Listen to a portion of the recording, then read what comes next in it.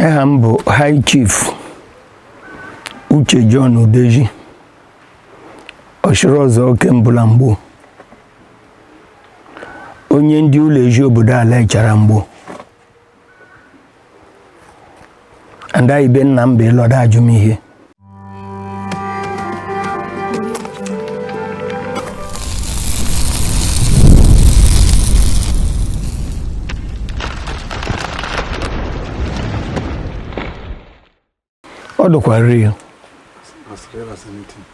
ọdụkwa rie mala akwa ndị ala atụ ọkpọrọ ihu ugwe ịtụ ọkpọrọ ihu mmiri n'obo ndị leje ụka mụọ lejekwa ụka mala o nwere otu ihe ejedobe ịlangatụ nwazụ ihe iji achọfụtala ịlọta ụwa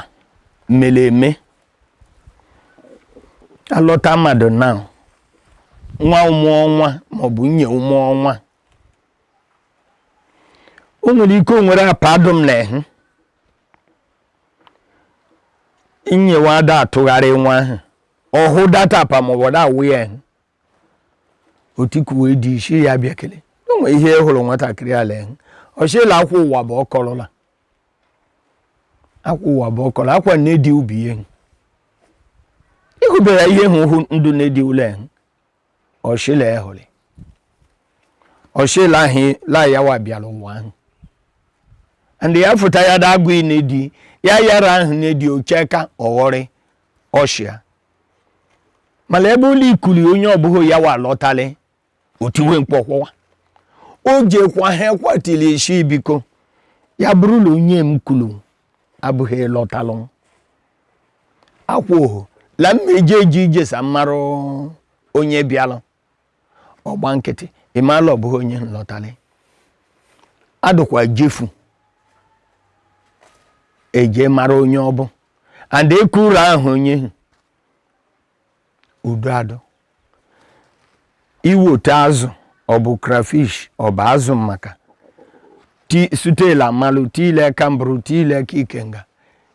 nyewa ahụ akpụrụ oke mbụrụ wote eke ahụ tile ọlụ kpụrụ ka kwuo ya ha di ya ewote jee ka ikenga kwukwe ya diseme ha ahụ kpụrụ ịlụ ọlụ ka okwu gwụkwa ihe hụ nwatakịrị hụ na-eme bọọlụ eme ohe ụfọdụ abụrụ ndị dị were ka ha fụta zụọ ọkpa ijele alị ibiti ihe ma enwere ihe o melu ọchịm tielu mi ya bụ ụlọ ihe ti papa ukwu ihe ngwa tieli o echetọ aha adala ahụ ịgụtajie ya wote ego dashia ya shi ya bụla ịbụ ụpa m ka ukwu ọchị ngwa tielu na ukwu ihe ịkala eti ihe ọkọgwa onwe okwuwejie ya papa eyeji ma la ịkọ ụwa l'ụwa ala abịa la eme eme onye iwurula la eme ihe anyị edem oge m chọrọ iti ihe bụ ọchị mmụọ ntili onwe na-akwa ebe onye dotule mgbe ahụ echatụ kụzie ya ha okwu ewu ala abịa ụwa mana ụfọdụ ndị ụka dị okwu ekwewo emecha ọbịa da ha lelụkwa ọkpa kpap o melu ambassador eze late now olohondo dị ọkpara ọlọkwa overs ebe ọlọ ọrụ ambassador ha mụọ dị ọkpara o nwere ihe tụpọlịla nke ngụlụ ebe deti na-ekweghị ịla ala onweghị obodo oyibo ọpa ha eje okweghị ịla anwa ya onye ọcha shie ụlọ enwe ha tradishọn n'ibu ụlọ ya shiela ha nwekwe ya shie kpọkele ibu ụlọ akpọ pape mba eze nwe ụmaghị shila ya la nwele etite aka ihu lee shi ya nwụhụ sado elehela mọchụarị mmiri njijiri m oyi sado elehelebe ya hu nwa shonye ha ka ya waba ambassador la lovers elie nne ke ahụ ha ga-edo ya lebe ihe hisha afụta bụ ebe ndị ụlọ ọgwụ ji bụ waye mgbe ihere lọgaje kwela ma emeghị ihe ya chọrọ ya mee ya shi ya ngulu ya shi ya je chọọ ebele atụghị nji ehụ niile do ụcha ya je zụọ ya ya kpụtara ahụ oge ihe ọla ekwuye ha ashe papa ya bụrụla ihe ikwulu emekwelu wee taa ihe gakwa ga-ala and ya latakwa bịa ma elu onwe elu ọbụkwela ọla alọla ebe eri ọ latara anyị mbụ akwa onye ametabi ihe ọla alụ nye ambassador ayala elọla ebe ha lọ ya lata wuti ihe niile ekwulu ndị ụka da ya ego wa bụ onye ụka gaji ime ihe dote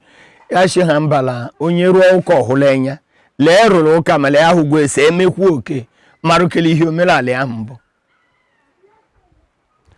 oge ịhụ onye ọgịrịnya ha bịara hụ doe mma lebele ahụ gbutuo ya ihe hụ ndị nwa ya ahụ lebe ha lọ ya mie ahụ ohe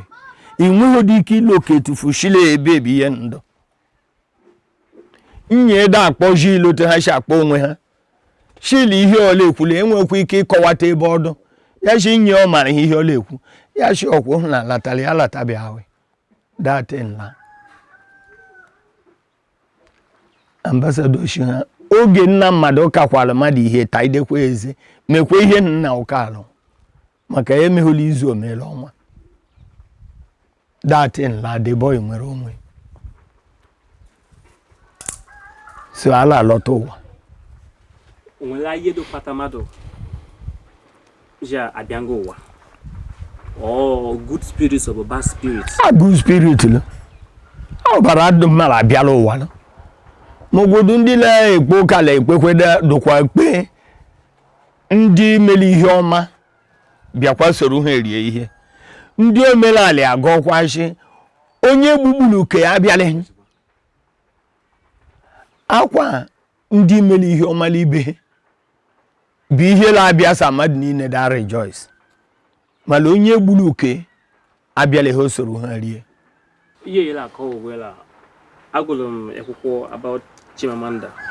lekwu maka chi mmadụ this reincarnation ọ bụ ha something like chi nke ndukwu iche chi dị iche from reincarnation Chimamanda la ohe ya wadeli mana ihe anyị na-ekwu ugwe onwekwebi ya agafukwu ihu ebe akwụkwọ ndị mmelu mgbe ụla ji ekwụrụ ndewelu maka onwe onye maalụ mgbe maka la ihe ikwelu bụ ihe la amụrụ ụlọ ya la ihe ikwelu la amụrụ la ke ijulu ugwe bụ ihe gbasatala akwụkwọ ala ede enwere m ike ịtụkwa otule eme nye history otemship bịa ụwa mana onye na-ajụ ezigbo ajụjụ la ajụ m ma la mgbe m bịara ụwa maka amaghị m ya mmadụ kọrọ m ihe mmakọ this reincarnation I were onye bịa wọzọ let's say mpamkwukwu ya ngalo wọzọ ọ jala eme the same thing ọ zambe eme before o nwere ka ọ na-eme ịchọftala that man kotula ide tọlọdụ ebe ugwu o nwere egwu ọla abịa ọkpa nwoke igosirila nna mụrụ andela ihe nna ụbụba ịbụ onwe ihe dị iche ịkpagwa egwu ọdụ ọkpa duka na ụla mba ezigbo kriminal amaala ehe ma gaa lọta ụwa ndị maalụ mmama otemshi bụ ndụ o nwere ote ha si ahụ nwatakịrị ahụ ha si ya eleghe nwoke o meekwa nya gharọ gharọ otu ọdụ nna onye bịala ụwa la mee ihe lewerugwe hụ ama so ebe onye hụ m lọtalụ bịalụ ada watch it carefully they lay nya mama la ku gwe okpa ewa onye bialo do pa ihe hu eworugwe male ebe ụlọ aga mama emegbo ihe ashi andi bailo ashi lebe mmiri la ado la mmiri la adolili akwa ihulu nna onye mgbe ụlọ ndụ ọ bụ okwele amụwa lọtala onye hu mala mgbe onye ịlọ ndụ lọdụkwa eje gbole elu je gbole ala eje jụta ihe lọ bara ahụ eshi ngegwele ebe mfụta lọdụ emegbo ohu gwa agaghị eshi enwe ịhụla ihe dị ote ọ kara ha otu eshi eme and eme ya ọdaba la ihe nna ya kwukwu megburu ma iji ugwe dara onye na-abịa nga ụwa must borrow a good spirit iyala ụwa eju ebịa ahụ ọdụghọkwe last eju ụwa ahụ bịa ọdụghọ last maka la ezowa ahụ ọkpa ha shuludo watch kwa onye lọ lete okwe ka ihe emele onye eme and ome ote so that means a bad spirit nwere ike ịbịa nga ihe amala ọla egbughị oge ọlanga iyala ndị du bịa ụwa bịa nga ụwa ndị nwụhụrụ mama so bụ ndị nwụhụrụ ike ndị nwụhụrụ ike la-abịakwa ụwa ndị nwụhụrụ ike ndị nwụhụrụ ike a na-egbu oge you see them again like omela dịrị m nwoke agụna echibe nne m dị ime ya nwụ ya mụọ hụ nwa ọbụrụ nne m mụọ nwa ọbụrụ ya bịakwute m la spirit bịakwute m la nrọ ebe m na-arụ ọrụ ebe m jiri ekwura bịakwute m etumeka chim na ayawa biye m take care of him very well ayawa biye and when you see that boy now he behaved like that man. That's my senior brother who died. Every time that my brother do sharp all the time when you get to sharp everything only not the sharp. Igoshila yawa bi aleju okulobo. Even one of my junior brothers self okay do. Such la my cook bien from name so both of our girl first time we cook too much me cha gawali yesa so shape where the mouth imechakwa the thing ya mecha do kare after your work but share your you happy jal mwen me sure le tale ku okay that thing I can't go and like this I'm like I can't imagine man like that woman I'm like a den bole be my year no boy like so I can't do like this when ala foto wa onye futalo wala akpalile egwu onye ha futalo wa onye hu futale wa aya mere oda lokata ugwe ya nwere ote mmadụ uche eme ya bịakwa juta mgbe ụfọ she ịmala onye ụwa oshilo ma she gawa nkwụ ọrụ ma ọ bụ gakwu ezigbo onye amụma so karuo onye bụ aya badoshi je meli saraka nye nni se gwa hela akpado go chai oge ha le mi ihe ago bialo wala ndenye egwu ni la chori yebu wendu ibugbulu mgbe ilolo wa se woro mala ago bialo ileji ago chai ihu onye hu adaju omewu ihe baluru wuje ha ka megburu hu na ahụ libai inye onye bialo wa nni onwe ndị la amaghị ebe elilo ha afụtala mbada eto walụ ha oji kpokuo ha shoga la enye unile emekwe sai mara ebe die o mee ihe nhụwama achọfta ebe odie ebe a na-eje emeli ihe ha chọrọ imeli ebe elili ilu ebe elili bụ ebe ha odie Odo biakute mado where the person so go to ola akwe holo okulu to shi ko ura dede ebia ihe lodo nwe ndi da ronro but for mo amakwe mi yebo nro arobe kwe mro since amunum ruteta arobe mro anything no cholo hime mbumdu tukuro tulodum ka film omo mana ebele ra nshila ndiela ora oro amami yobo since amom ruto ngwela amami yebe ro mlaba gwom tetelo tetete gwom ada ya la ro no ma shi hu lo ro wala la uluwa malu king mana mtuku ho tule yi actually goshima onkwelu akụkọ mụ adụlọ maka ndị dị onwe hụ ịhụ nga ha lebe ọzọ but ha gala ebu ndụ ọzọ la the different state exactly ndị ala kpọ that one ndị nwụrụ ọnwụ ike lemoto ndị nwụrụ ọnwụ ike lemote ndị nwụrụ ọnwụ ike and ihe hola arụla ebe bole eje ada arụla ebe bole eje ada arụ lebe ya akwụkwọ azili Igbo onye mgbo maka omegwola ebe lekwu Igbo eti la Kwara State mgbe m bụrụ ebe m gaghị Igbo eti maka ebe mbụ gujeruo zụọ nnu ma abụghị onye ime alụ bụ ịla azụ nnu ahụ n'eka imala ntụ bụ ịzụla nnọtụ nnu maka la mụọ la mmadụ la azụ ahịa ebe so m jeruo ebe hụ onye ji ọha mgbola nkwụbọla akụla mgbola nkwụbọla akụla ebe ọ maala la mama ho le enwu mu le la mbo kwelu ọ maala mala ngo me ya shim le ebula mma ngo me ye jezo me aya ngo mala ebi mala ngo me no problem ai kparicha onye kwelu m ego moto mwola ntange Lorin Township ebe mbu bia jeje ho onye mbu onye ami Ọlọ́hun keje nne kpara ike Ọlọ́hun keje la mi shikwa Ọlọ́hun keje ọkpara shikwa ahụ lọ na junction akinu kwade rahia now Sunday be huje shikwa ahụ she nwere onye jo ha nwere nne umu holo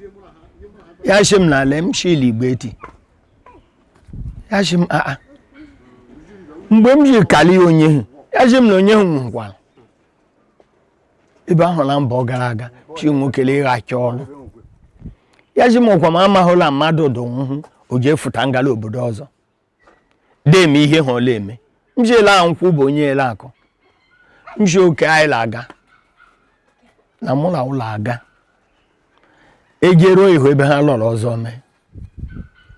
ya shi m shiji ọha laịla aga mala ma gbali moto sai ga mala ejeru ya bụrụ eziokwu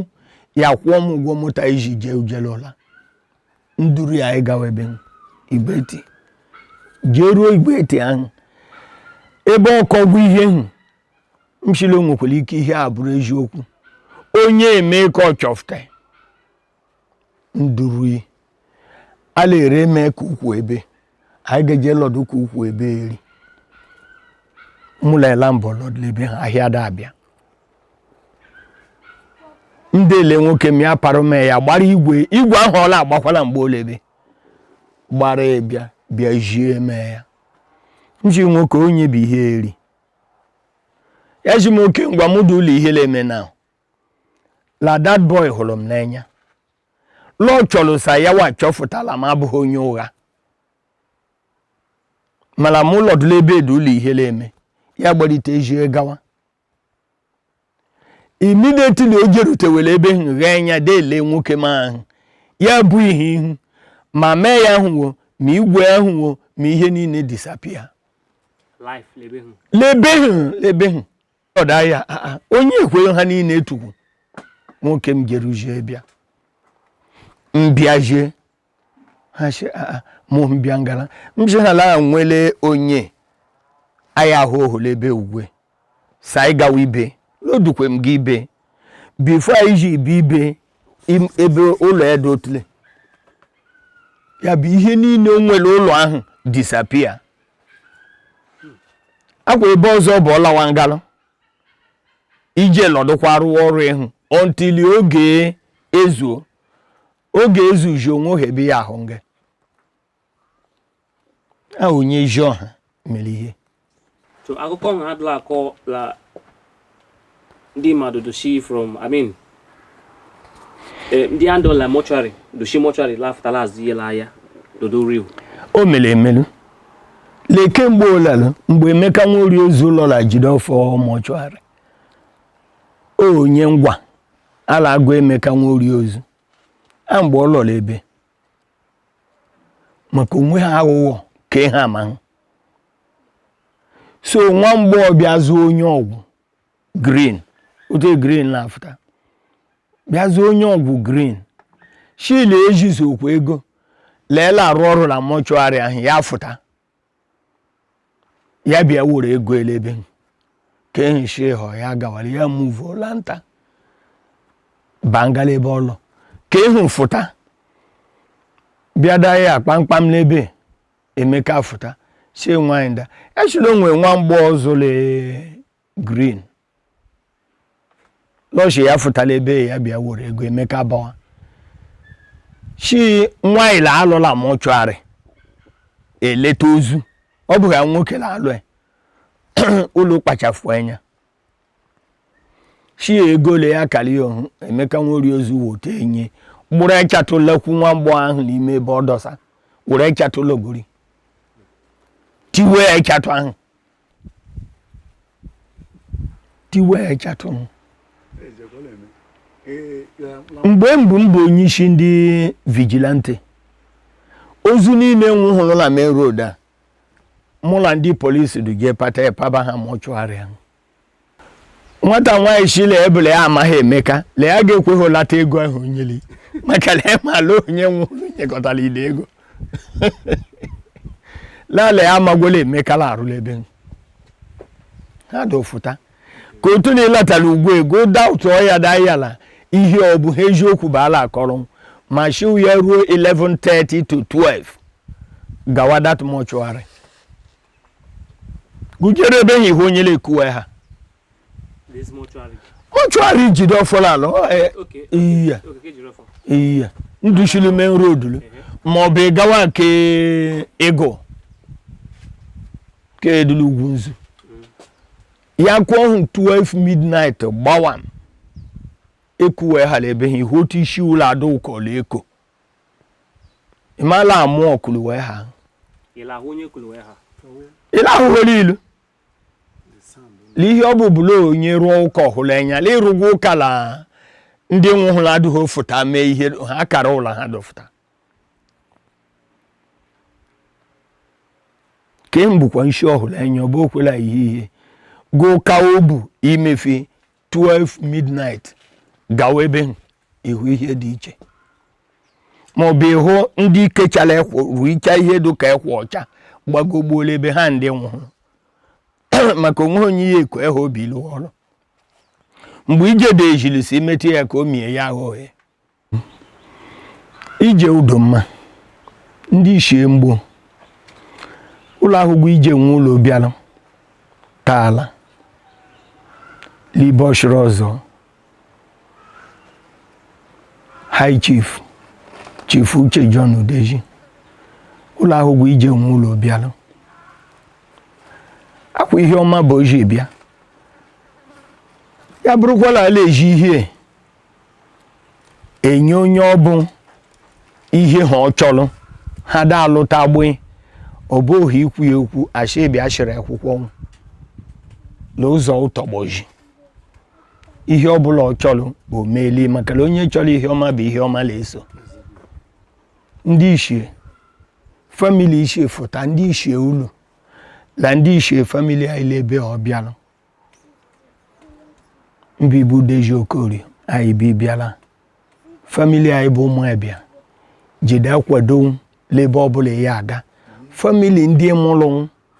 ada kwado ule ebe ọbụla ya aga oge ya abịa nga ebe ọbụghị meshin leji para ọbịa moto akwụsịla ebe apafta ihe echi ụlọje ka epe nwoke ọgịrịnya ahụ ikekwashila ọlọhokwe ma ọ bụla ọka alọ chise eje pe ya ohu dede ka mara onye mbụ ma shila m hụkwara ihe uchete so si ihe ọdamede eme ọla adụla ịla mma ije wee ije ọma nụ